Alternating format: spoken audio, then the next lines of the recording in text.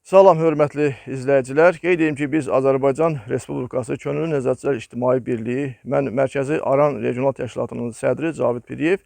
Biz bu günlərim Göyçay rayonunun Çərəkək kəndində, yəni Şəhidlər Xiyabanındayıq. Bəli, cənab prezidentimizin sərəncamı ilə 27 sentyabr hər il Vətən şəhidlərinin anım günü keçirilir bütün bölgələrdə.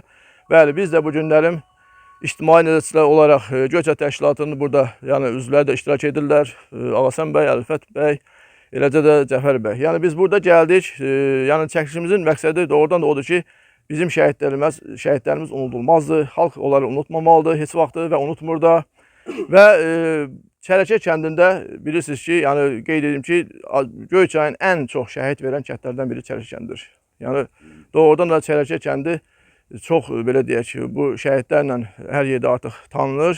Yəni bizim Çərəkək kəndinin Şəhidlər Xiyabanında da çox yüksək səviyyədə işlər görülür.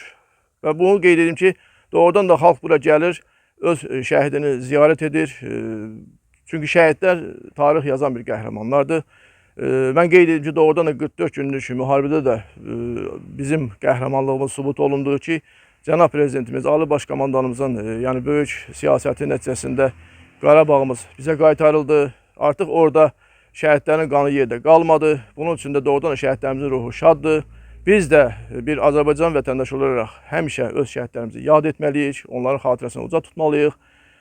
Şəhidlərimiz əbədi olaraq bizim qəlbimizdə yaşayacaqdır. Mən bütün Azərbaycan Respublikasında vətən uğrunda şəhid olan bütün bizim qardaş bacılarımızın hamısına Allahdan rəhmət diləyirəm. Onların ruhu qarşısında baş əyirəm. Diqqətiniz üçün təşəkkür edirəm.